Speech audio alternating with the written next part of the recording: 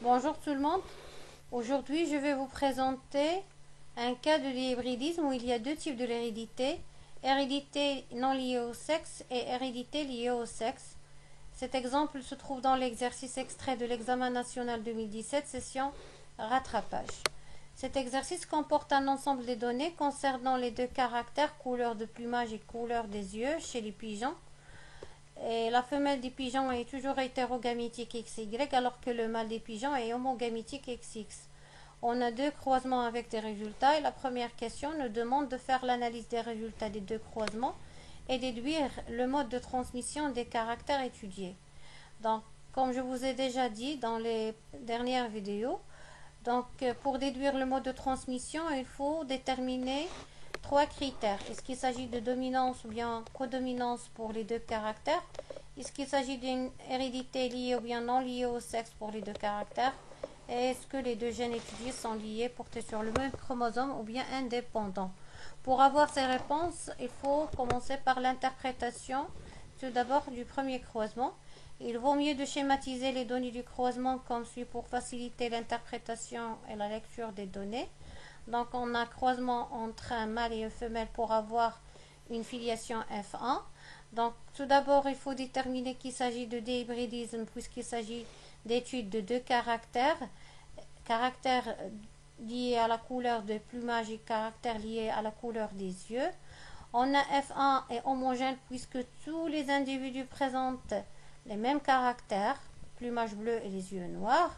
Et donc vérification de la première loi de Mendel, et les parents sont de race pure, c'est-à-dire qu'ils ont un génotype homozygote. Ça d'une part. D'autre part, on remarque qu'on a l'apparition de plumage bleu et les yeux noirs identiques au caractère du mâle, alors qu'il y a disparition de ces deux caractères liés à la femelle.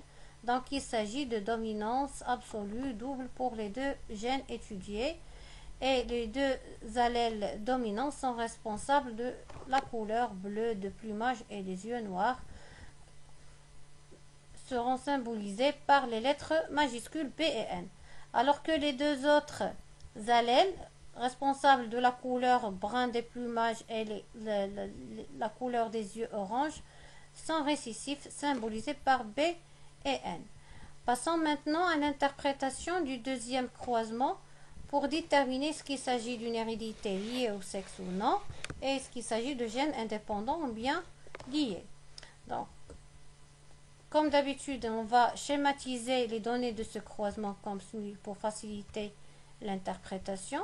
Donc, on a croisement entre mâle et femelle pour avoir une filiation hétérogène. Donc, ainsi, on remarque ici que la couleur des yeux toujours reste noire, identique au caractère de la femelle. Donc ce caractère responsable de la couleur des yeux n'est pas lié au sexe.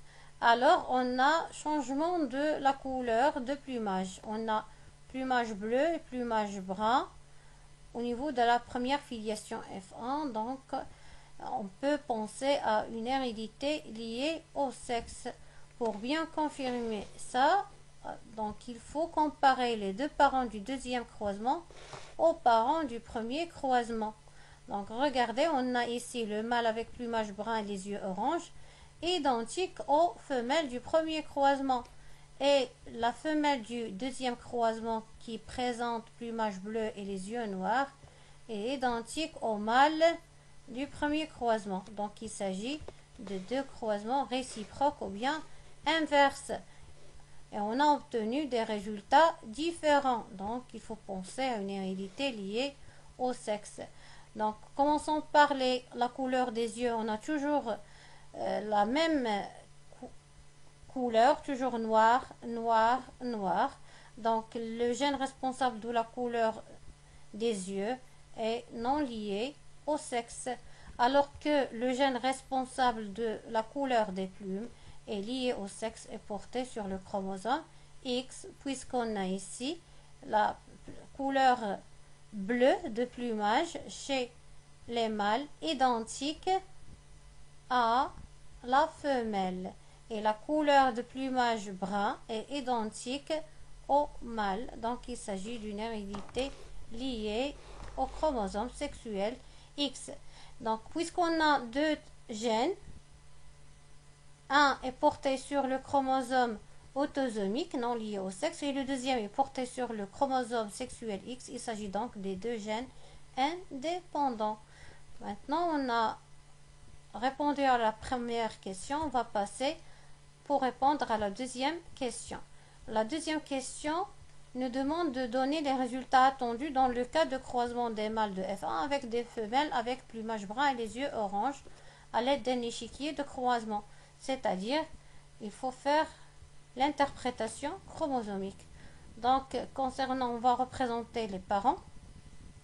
Après, on va déterminer le phénotype de chacun de ses parents.